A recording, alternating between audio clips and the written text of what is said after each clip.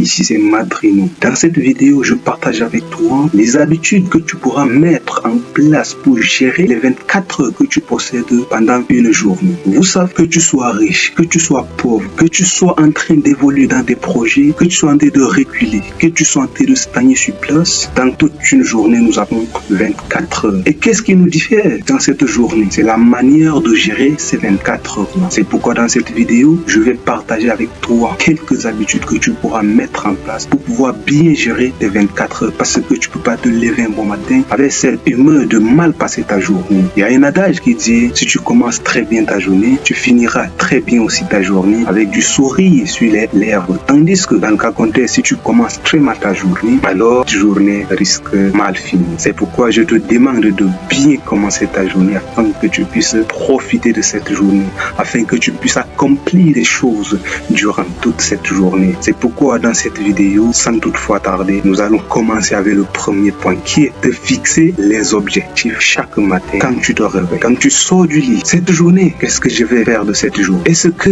je vais sortir me balader? Est-ce que je vais travailler sur un projet qui me tient à cœur?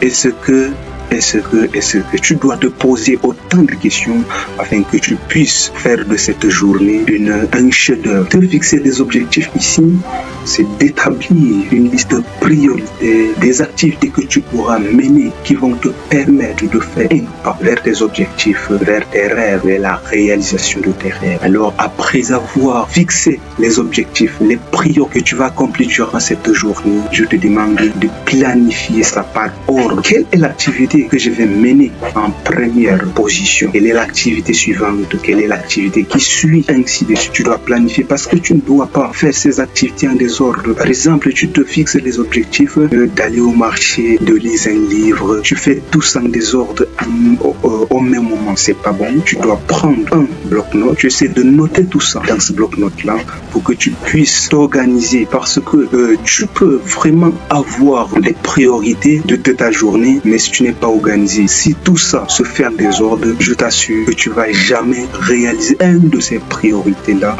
un de ces priorités dans cette journée. C'est pourquoi je te demande d'avoir un bloc-notes, un bic. J'essaie de planifier ça dans ce bloc-notes-là. En numéro 1, je vais réaliser telle activité. En 2, je vais accomplir telle activité. En 3, je vais accomplir telle activité. Ainsi de suite. Et je te recommande de commencer à faire des activités qui sont un peu plus difficiles pour toi. Commence par ces activités-là plus difficiles, parce que quand tu vas commencer par les activités un peu plus faciles, alors tu sais, en début de journée, nous sommes encore remplis d'énergie. Nous avons encore l'énergie. Plus nous travaillons, plus cette énergie baisse. C'est pourquoi, quand tu as encore de l'énergie, je te recommande de commencer par ces activités un peu difficiles. Alors, dès que tu auras fini avec ces activités un peu difficiles, comme ça, les activités plus faciles te consommeront encore moins d'énergie pour les réaliser, pour les accomplir. Alors, une fois cela, tu t'es fixé des objectifs, tes priorités, tu les as planifiés. Qu'est-ce qui me passe à l'action? C'est l'action qui juge tout ça. Tu peux planifier, te fixer des objectifs, mais tu ne passes pas à l'action. Tout ce que tu avais fait précédemment, ça ne sert à rien du tout, parce que c'est l'action qui juge que tu t'es planifié, que tu t'es fixé des objectifs afin que tu puisses les accomplir. Il te faudra passer à l'action. Oui, c'est ça très souvent, c'est un peu difficile à le faire pour la plupart des personnes que je connais. Ils se fixent des objectifs, ils planifient leurs objectifs. Passer à l'action leur dépasse. Alors, pour passer à l'action, comme je te l'avais dit tout à l'heure, quand tu planifies tes objectifs,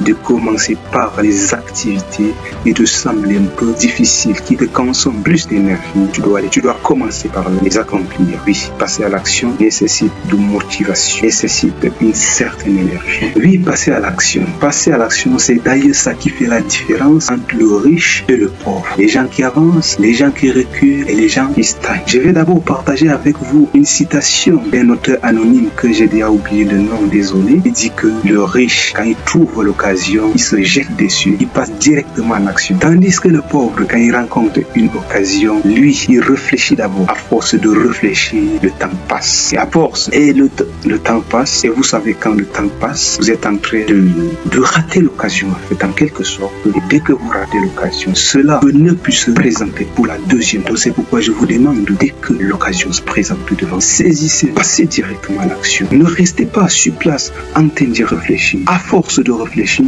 vous êtes en train de vous paralyser et cela vous fait reculer en arrière et cela ne permet pas d'atteindre vos objectifs, vos rêves. Voici en ce qui concerne la gestion du temps que j'aimerais partager avec vous dans cette vidéo et surtout éviter les sources de distraction, les sorties inutiles qui ne vous apportent rien, les détails, surtout les téléphones, mettez les téléphones à côté avant de faire quoi que ce soit parmi ces listes de priorités que vous avez établies. Merci, c'était Mantrino. Si vous avez aimé cette vidéo, abonnez-vous à cette chaîne. Laissez-moi aussi un pouce bleu, ça sera sympa de votre part. Merci et à la prochaine vidéo.